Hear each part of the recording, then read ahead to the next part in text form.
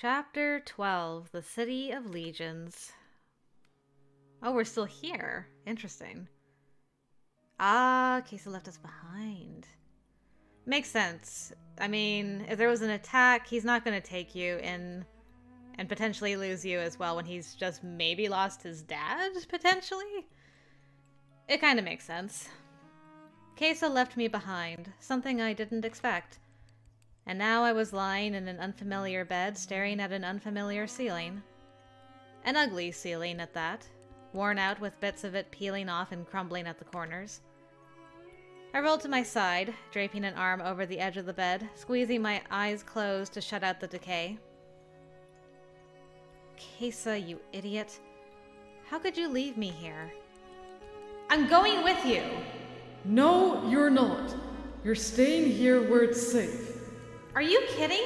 Something happened at the mansion. You need me. I need you safe. What is the point of you bringing me here if you're going to shelter me like this, CAISSA? Something flashed on his face when I said that. An emotion I wasn't sure about. It could have been hurt. Though I hadn't said that to hurt him. He passed a hand over his face, letting out a strangled sigh before he took my hands and held them tight. Morgan, someone attacked the mansion, and we have no idea what the situation is there right now. Someone, one of Crimson's enemies, was brazen enough to attack my father's headquarters. Do you know how sure of themselves they'd have to be to do that? This means someone in the family betrayed him. And my father is... His voice broke then, the first indication how hard this had hit him. He pulled me into a tight hug, and I squeezed back, unsure what to say. Unsure what he needed me to say.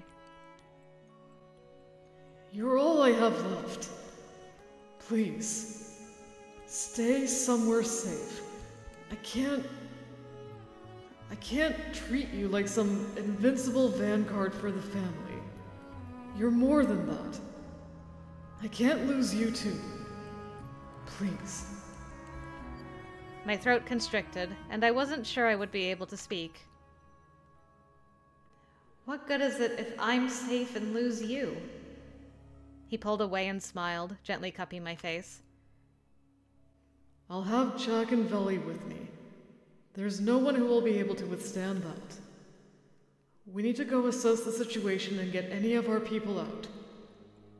I don't care if Crimson falls. I just want my people safe. But if I was with you... Please. Please stay. His voice was so broken when he whispered that plea into my ear that I couldn't do anything but agree. I'd been regretting it for the last 2 hours, though. I know you're going to be worried about him. But, I mean, at least he has one less thing to worry about with you being here. Unless... that was all incidental to getting you to be, like, stuck here, unprotected. Like, you're just alone here with, like, a bunch of, you know, just normal people, basically. There might be, like, 1 or 2 Espers, but not that many. I mean, there are a few. I did forget that there are some F-class Espers, actually, in the court, but, you know, you don't have the king there, you don't have Jack the Rook, you don't, you know, there's no one that's trained, and Veli has left too, so there's not another queen here, it's just you. Was that all a distraction to get to you? Guess we'll find out. I'd been regretting it for the last 2 hours, though. We had heard nothing from them since they left, and I didn't feel I could risk messaging CAISSA and distracting him without knowing what he was facing there. The last thing he needed right now was frantic messages from his worried girlfriend. Fiancé. Especially when there was some kind of violence. I sat up, swallowing hard. That wasn't something I wanted to think about. Though it was naive to hope they went there to discover everything was fine, and it was some freak kitchen accident. I pinched the bridge of my nose and ran my fingertips over my eyelids to my temples. Shutting my eyes, I tried to reach out with my sigh again. I couldn't contact him through the net, but I had other ways I could try to check on him. The problem was that I didn't know the full range of my sphere. If I had picked up what happened at the mansion as it was happening, that meant my range was at least that far. Good point. but there was a difference in random spikes in ability and controlling it with intent. My brow furrowed in frustration as the frantic voices of those in the building started to bleed in, bright spots that were nothing but distractions. My hand slammed into the mattress. It was impossible to focus enough to reach much further with so much background noise. It wasn't even just the building. It was almost like the entire city was on edge. For the court, it was understandable. For someone to attack Crimson, as CAISSA said, an inside job. But there was no reason anyone else should be aware of that yet. I chewed my lip and stood. A brief rush of dizziness hit me, but quickly passed. Residual effects from that vision earlier. It felt like things were looking up, too. And then this happened. That's the problem. When things are looking good, something bad's about to happen. I left my room, though Celeste had told me I needed to rest. But I couldn't just sleep through this. To my surprise, 2 people were sitting outside my door. Both of them stood when I exited. Guards. They hadn't been there when I'd gone in. What's going on? I nodded and headed for the stairs. Of course they followed. At the landing above the lobby, I surveyed the room. It was packed, both with familiar and unfamiliar faces. There were several loud conversations going on. People clustered in smaller groups, anxiety writ on every face. Something had definitely happened while I was resting. Morgan, you're awake. He was coming up the stairs towards me, face seeming paler than usual. I was never really asleep. My head is a little better, though. Are you alright? His hands gripped his elbows tightly, and his eyes were darting to the windows. He looked terrified, I realized. There's a lot happening. It's been noisy. They're saying Crimson has fallen. That the court is next. Who's saying that? Liars. Fearmongers. I hadn't realized she was behind him. I told you not to listen to those jerks. There's no way Crimson would fall from something like this. And if they did, it doesn't mean the court will follow. I started down the last flight of stairs, and the 2 of them fell into step beside me. What's been going on the last few hours? Stupid people coming out of the woodwork to take advantage of the situation, that's what. The entire district's gone mad. We may not exactly be a branch of Crimson like some people think, but it's no secret we have some connections there. So there are people who assume we've lost our backing. Not that we ever had Crimson's backing. Just cases. I wish we'd been there at the mansion. Maybe we could have stopped whatever happened. It's pointless to think that way. If you were there, you'd have been caught up in it. This isn't the first crisis we've dealt with here. And it's easier to deal with stuff like this when you're coming into it from the outside. It's annoying as hell to manage this sort of situation from the inside. Got an injury over here! Where's Celeste? She muttered an expletive under her breath as she pushed past. I gave Rory a weary smile. It's going to be okay. I promise. He nodded slightly, and I left him there and followed Celeste. The injured person was an older man sitting on a ratty chair, holding one arm awkwardly to his side. I watched from a couple of meters away as Celeste had him sit down so she could work over him. It was fascinating to see her ability at work. She had such a strange way of wrapping her psi into him. For a moment, it was almost as if her psi energy was radiating from the man instead of from herself, like she transferred it into him briefly. Incredible as it was, though, I found myself distracted and concerned by the surrounding conversations. People were discussing the rumors Celeste had mentioned, that Crimson crumbled crumbled due to some inside job, a surprise betrayal that completely knocked the organization to its knees. That had sent ripples through the Delphine underworld. CAISSA's mere involvement with the court must have been doing a lot to preserve the sanctity of this place. Now that people felt that involvement had evaporated, there was nothing to keep them from moving in to try to claim this area. People were horrible. Like scavengers, they tried to swoop in the moment they thought they could. And they didn't care who was hurt. This area was full of people who were basically refugees. What value was there in taking over this area? Who could benefit from that? It wasn't like they had money to be extorted. Most were poor Espers trying to avoid being noticed by people who would otherwise take advantage of them. And even then, it wasn't like everyone was a powerful Esper.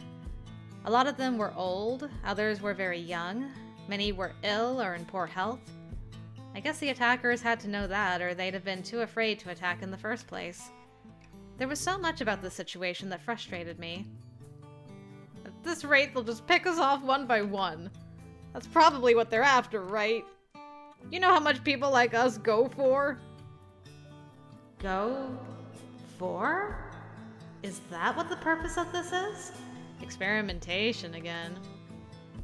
Were people attacking the court because Espers went for a high price somewhere? CAISSA had mentioned that some groups were known for their experimentation on Espers. The very idea of it made me sick. Using Crimson's downfall as an excuse to raid the court? Is that what was happening here? You're done. Celeste helped the man gently rotate his shoulder, checking to make sure everything was patched up. That'll still be sore for a bit, but the bulk of the healing is done. For now, you need to stick close to the street. Don't wander off. Things will get worse before they get better, and you'll be safer the closer you are to this place. I watched her send the old man off with a few others, then took a seat next to her. The situation is pretty bad already, isn't it? It's not good, that's for damn sure. Seems like a few small gangs have decided to head in and start causing problems in areas occupied by the court. Why would small gangs be so quick to assume Crimson is gone and it's safe to move in? Someone deliberately spreading rumors, probably. And if they feel someone big has got their back, little groups can get pretty brave. Someone big? Like another family? Celeste nodded grimly. First place my mind went to. And there are plenty of groups that would love to get their hands on a district full of potential test subjects. The immediate problem to deal with is the groups attacking the edges of our area. We can't do much about the Crimson situation until we establish our position here. Crimson's not our problem, but CAISSA is. Anyway, the bastards will try to converge on this spot if they're serious about taking over. Everyone knows this is the heart of the court. Okay. If that's the case, then what are we going to be up against when they show up? We? Yes, we. If people attack this place while I'm here, what do you think I'm going to do? Stand by and watch? I guess I wasn't sure if you viewed yourself as one of us. I know people here are still a bit leery about me. Well, I wouldn't say I'm leery. But if you're willing to help protect this place, I won't complain. Of course I'm willing. And you didn't answer my question. You can expect them to come in with as much force as they can muster. We know from the few little spats we've seen so far they've got scattered Espers. Most of them seem to be non-Espers, though, wielding illicit sonic and energy weapons. Fortunately, most Espers in Chestershire support us. What does that mean, though? I don't know much about the talent pool, if you will. I may be a queen rank, but I can't do it all on my own. Well, our talent pool is a lot better than we like people to think. There are a lot of fairies here, and we can hold our own. The major problem is we also have a lot of people to protect. This place has attracted many people who can't fight as well. Kids, older people, families. I did notice that. And not everyone is exactly robust. Yeah, with food rations what they are, malnutrition is a problem. Not everyone has the stamina to hold up in a fight. And a lot of the people here don't have the skills. We don't all train to fight. Which means if people are going to be heading to this area, we need to make sure we steer them to places others won't get dragged into things. I agree with that. We're used to fighting for our lives and defending our territory. We know what to do, so don't worry about planning. If you're really up for this, you need to be willing to be where we say to be and do what we say to do. Which would mean putting others in harm's way, or directly harming them. I already told you. I won't let the people here get hurt. I'll do what needs to be done. Okay. Well, you're the strongest person here, so you're going to be our trump card. But that means you can't hesitate when we call for you. This is going to get rough. I've dealt with rough before. I'm far more equipped to handle it now than I was then. I wasn't sure how true that was, but it would have to be true. Alright. I'll round up the others and we'll figure out the best way to head them off. The last report we got made it seem like they were trying to work their way in. And I haven't heard anything for a while. We'll also have anyone who can't defend themselves head here or to other locations we can more easily protect. There are safe houses around, so we'll have people go there. Okay, then what should I... Oi! Celeste, we found a couple of suspicious guys lurking around outside. They tried to run, but we dragged them in here. Let go of me! Stop struggling if you don't want us to break something this time. That voice. I swear, if it's Reuben and Winter... I was on my feet, heading in the direction of the scuffle before Celeste had even gotten up. Yep. What is with... You know what? You're here. Help us out, will you? Make yourself useful. And I was in time to see two familiar people being shoved to the floor. I let out a soft groan of frustration. I knew it. Reuben struggled back to his knees, helping Winter right himself. Seriously? You two are still here? Morgan, you're safe. Of course I'm safe. And why didn't you leave?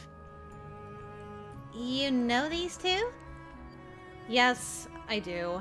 Please, let them go. They're not with any rival gangs or factions. You sure about that? The one with pink hair looks pretty shady. I was certain Celeste said that just to poke, but the look of horror on Winter's face. I can promise they won't hurt anyone.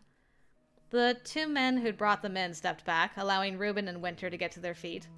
Reuben shot them a poisonous glare as he ran his hands back through his hair to get it out of his face. My hair!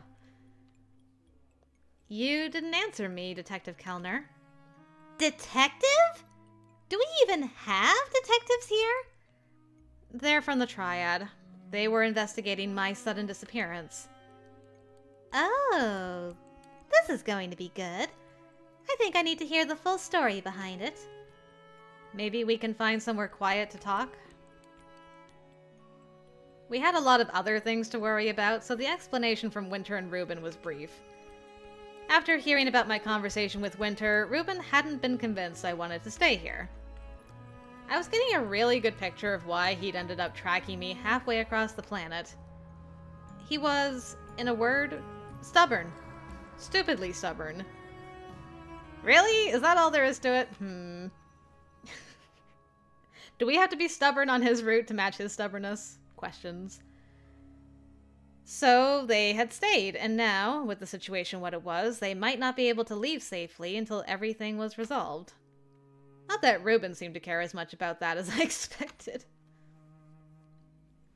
He tried to rehash my entire conversation with Winter until I repeatedly cut him off. I appreciate the concern, but you're risking your career and now your lives for someone who doesn't need your help. I'm not going back to Endgame. I'm sorry. I'm not sure I can believe what you're saying about CAISSA Fianchetto. The guy's a criminal. Oh? And do you have a list of his crimes? Uh-huh. No criminal record? You know who he is. Better than you do, I think. Morgan, you can't convince me the son of a murderer is a... good person? Do you think everyone has to turn out like their parents? No child chooses the environment in which they're raised. Even so, I hope you realize almost every person in this place was helped by CAISSA. Not that it'll convince some self-righteous ass from the Triad, but CAISSA gave a lot of us our lives back. Some of us had nowhere else to go. Here we have a family, a home. And yes, sometimes people have to do questionable things to survive here. Seeing the state of things, you should be able to understand why. Reuben didn't answer, but I could see his jaw working. He really is stubborn. You said this is basically like a sanctuary for Espers. Where are they going to go otherwise? Endgame? Not everyone wants to risk their life on a daily basis. Sarah? Not everyone can afford that. And I hope you realize some of us came here to escape from your government. It isn't like it's some kind of Esper utopia over there. That elicited a frustrated sigh. But to his credit, Reuben didn't seem surprised. Oh, I get it, I get it. It's easy to see what kind of place this is. What's that guy planning by gathering so many Espers together? He wants to make this city a better place. And he wants to make a place where Espers don't have to fight for someone else or be experimented on. Where they can escape the regulations elsewhere. Do you think anyone's going to let you get away with that? I think they won't be able to stop us. It's not like we're planning some kind of hostile takeover, Reuben. People here want the chance to live, and to do so in peace. A heavy silence fell, and for a long moment it was like no one knew what else to say. It was Celeste who finally said something. Look, the fact is, I don't care why you're here or what you want. We have bigger problems right now. If you want to lurk around and frown at what we are, do it. Just stay out of the way. Celeste is right. We can't deal with this right now. All we ask is that you please not get involved. Wait, at least tell us what's going on out there. All of a sudden everything went to hell and people were panicking. It's something to do with Crimson. That's all we've managed to get out of people. I shot Celeste a look, and she gave a slight nod, crossing her arms over her chest. There was an attack on Crimson's headquarters, and it seems like the rumors have spread. A lot of people misunderstand the relationship between the Court and Crimson, so they think the Court is vulnerable now. So they're trying to take advantage. Seems like it. You may have noticed there's not much in the way of actual law enforcement here, detectives. We did notice that, actually. The safety department is certainly lacking. By that, he means it's non-existent. It seems like some people are converging on this location.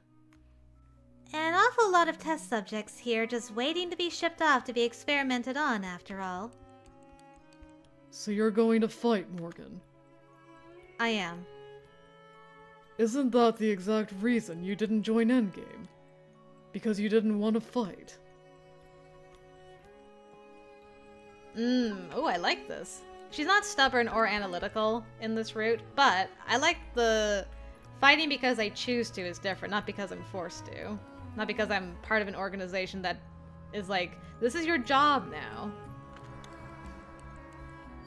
It's different when it's my choice to fight and not a career that was forced on me. And more than that, it doesn't matter what path I choose if I end up in a situation where I have to stand my ground. It's not like we can evacuate, not if someone is targeting the Court. If I'm backed into a corner, of course I'll fight to protect the things I love. Isn't that the same for everyone? For you? Reuben crossed his arms over his chest with a sigh. Do you need our help, Morgan? Are you saying we should stand by and watch this happen without doing anything? There were an awful lot of kids out in that lobby. What's going to happen to them? The people who should be stopping these gang fights are nowhere to be found. We said it already. The safety department here is non-existent. I mean, we've already stepped so far over boundaries, we'll be lucky if we have jobs when we get back to the Triad. Damn. Winter, coming in clutch. Like, look. We'll be lucky if we get our jobs back by this point. What, you know, we're in for a... what's the expression? In for a penny, in for a pound? Something like that. Just go all in at this point. Reuben dragged his hand through his hair with a groan. Oh. No one's going to make you help us. We don't need their help. I wouldn't object to it, actually. Though I guess neither of you is an Esper. You don't have to be an Esper to be useful. No, but it helps. We're not Espers. Reuben's on the verge of it, but I've got no side to speak of. On the verge? You can be on the verge of being an Esper? What the? Pseudo-Esper. An individual whose psi ability is right at the top of the planetary standard and verging on crossing over into the range considered normal for low-level Espers. Pseudo-Espers do not have overt abilities, but often have very good gut instincts, or even have mild premonitions in the form of bad feelings and the like. I am starting to understand why he became a detective. Pseudo-Espers have been known to power surge their way into the infantry category, particularly if they are only a few tenths of a point away from it anyway, but this effect isn't always permanent. Some refer to them as P-class Espers. Interesting. Oh man, we got the N-class, the F-class, and the P-class. We can still be helpful, though. Not like we have zero experience with rough situations. We should accept any help that's offered to us at this point. Besides, Celeste, you said the people we're up against are, by and large, not Espers either. That's true. Then, can we count on the two of you? Ugh. I know I'm going to regret this. Though I hadn't expected the two of them to pop up again, it turned out to work in our favor. Reuben asked important questions, and they both had useful insight when it came to ways we could fortify our defenses, as it were. For a long time, I was too distracted to think about CAISSA, but he remained at the back of my thoughts the entire time. And I kept waiting for an update that never came. The longer I went without hearing from him, the more I felt that the issues in the court might be the least of our worries. But whether or not that was true, the court was where I had to focus my energy for the time being. At the very least, stabilizing our situation might send the message that Crimson hadn't given up the ghost just yet. It would be good if that somehow helped CAISSA's situation too. Ooh, hello music. Looks like they're running. Cell asked you to fire off one of those psi bursts of yours to encourage them to run faster. Is Cell short for Celeste? When did you guys get into like a nicknaming basis? Anyone in that corner building? Nope. They said it was all clear. Well, close your eyes and pretend I'm not about to intentionally damage public property. I gathered my psi and hurled it away from myself with enough force that when it slammed into the building half a block away, it hit with an explosion that blew an entire section off. Nice. Rubble went flying, and I felt that explosion vibrate back to us through the soles of my feet. Then I repeated the same thing on the other side of the street for good measure. Winter grinned, still holding the small flat device to his ear. Cell says she's glad you're on our side. So am I. Let's join up with the others. He nodded, sliding the device into an inner jacket pocket as we headed for the door that led downstairs. Turns out that Winter Ashton struggled with nanite rejection, which meant he had almost no functional access to the nanosystem. I think we read about this before? By Kimi. It's uncommon, but there are times nanites can trigger a body's immune system within certain individuals, causing a massive inflammatory response. Nanites are programmed to immediately shut down when they encounter such an immune response. This leaves a person with a permanently non-functioning nanosystem and no access to the net or any other nanite-driven technologies without the use of other devices to assist them. Those with nanite rejection are unable to develop N-class psi abilities, and generally produce no psi energy at all. The exception is if a person also develops F-class abilities. People with this affliction tend to have occasional bursts of illness and inflammatory responses, particularly if they enter an area with a higher than normal nanite saturation. They are generally more comfortable if they stay in low saturation environments. Because the world of Arcalis is so heavily driven by nanotechnology, There are many situations where access to the nanosystem is assumed. With a variety of ubiquitous technologies utilizing the nanosystem to function, including banking, driving, or activities as simple as opening some doors, those with nanite rejection can find themselves struggling to simply access the world around them, a world not built for those without functioning nanosystems. I guess that's why he's got the little phone device thing, because he can't do messages through the net. Given that my access was still limited and I couldn't communicate with most people that way, it worked out well. He stuck close to me and relayed messages from other groups that had dispersed through this area. If I had expected a dramatic brawl or shootout in the street, I was relieved it hadn't quite come to that in most areas. But I wasn't involved in most of it.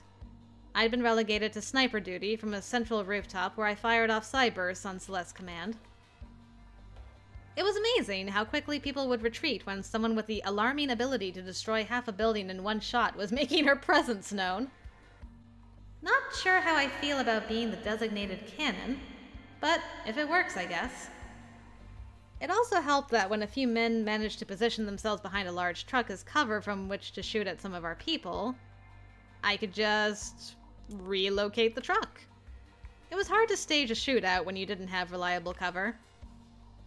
Anyway, with that group in retreat, it felt like we'd bought ourselves a little time. Hopefully they spread the word that the court's Espers weren't to be messed with. So far, what Celeste had predicted held up. The people coming our way were mostly normal people armed with normal weapons. There were only a few Espers among them.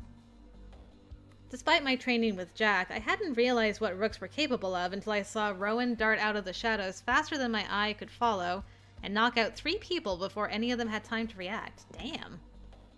Okay, so Rowan's a rook. Good to know. That speed boost came with a hefty recovery time, but it was still impressive. All in all, things weren't going terribly for the moment. Celeste wanted us to regroup back at the building we were at earlier. Cordis, or whatever they call it. At least for now, she thinks we've made a point about your presence. But it's only going to hold people off for so long. I know, and I can't be everywhere at once. Sniping from a rooftop won't continue to scare them off. At least it's bought us some time. We were halfway to where the others were when every hair on my arms and neck stood on end. Oh no. Winter felt it too as he stopped in his tracks.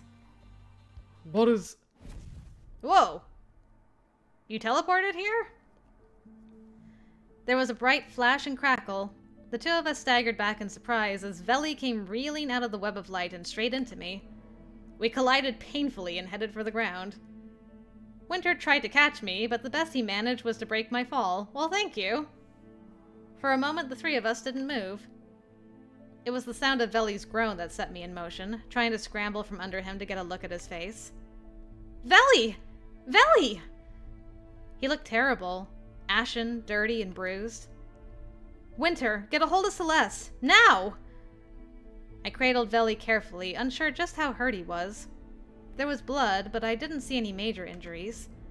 A long cut along his hairline may have been where most of the blood was coming from. His clothes were scorched, and there was some damage that looked like he might have been shot at. Morgan. What happened? Behind me, I heard Winter speaking into his device in a hurried, hushed tone.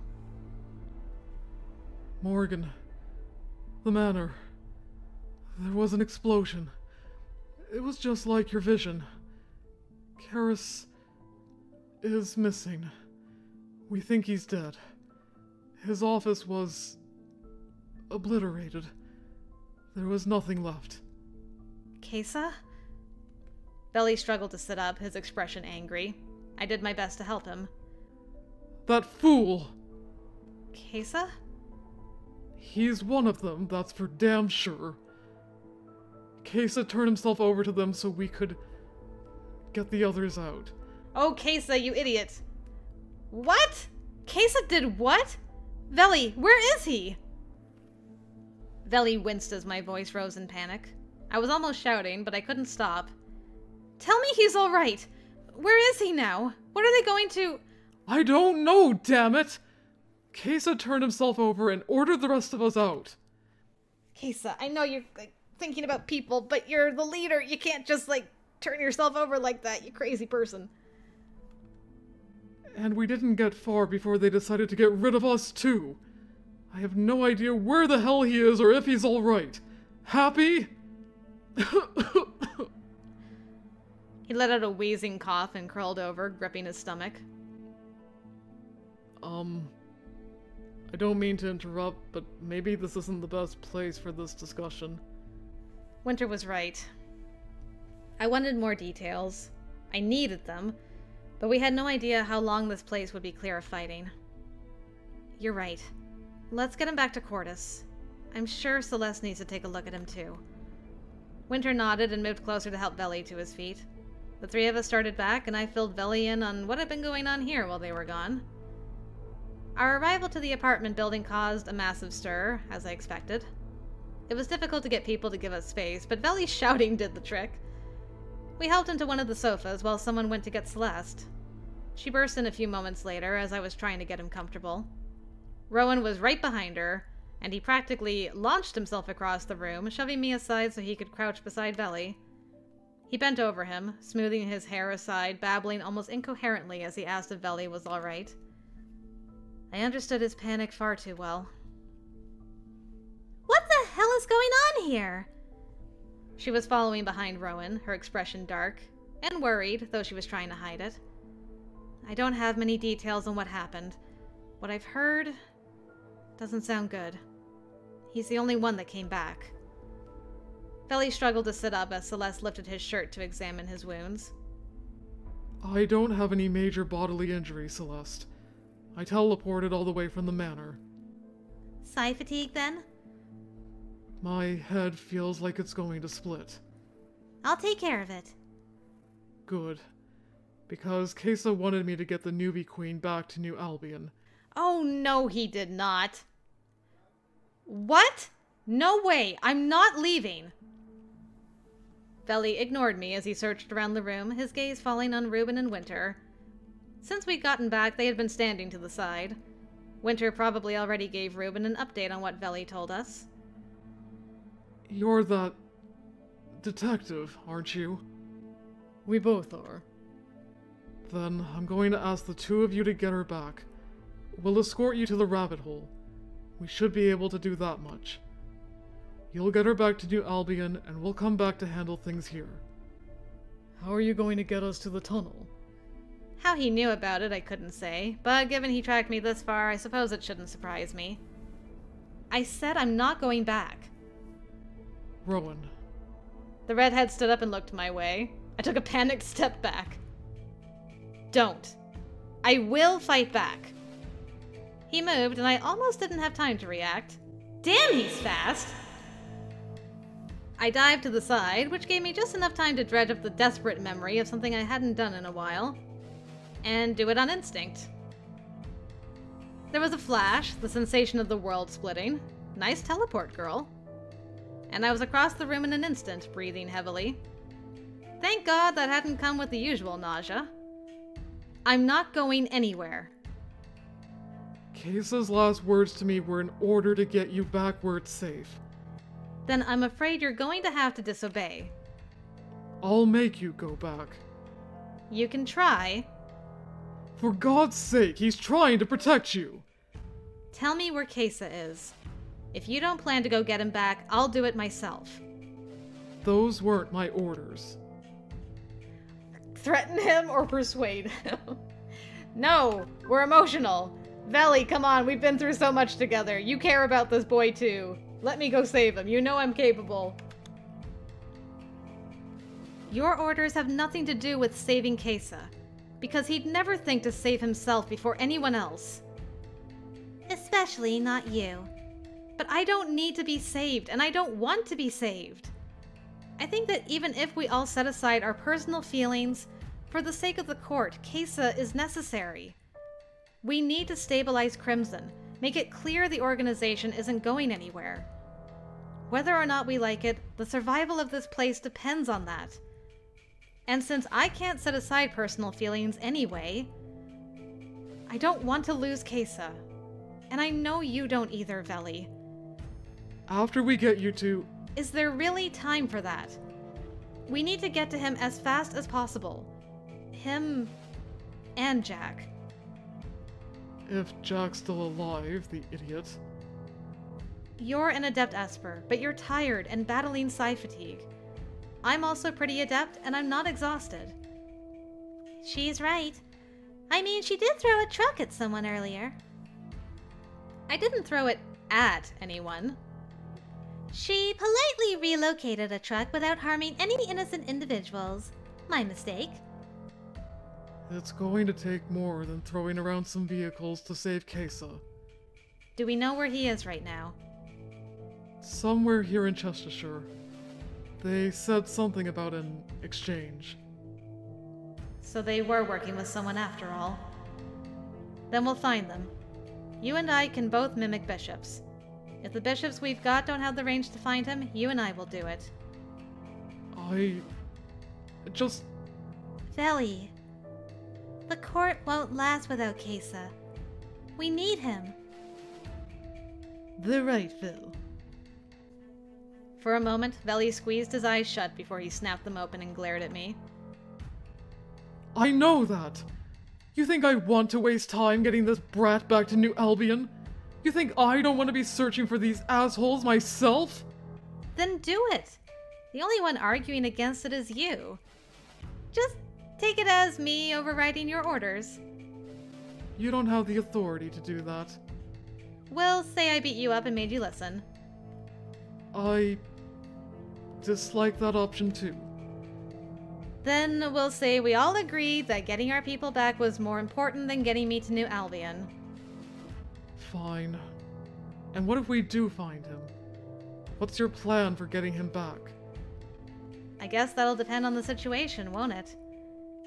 What I know is that between you, me, and everyone else here, they won't stand a chance.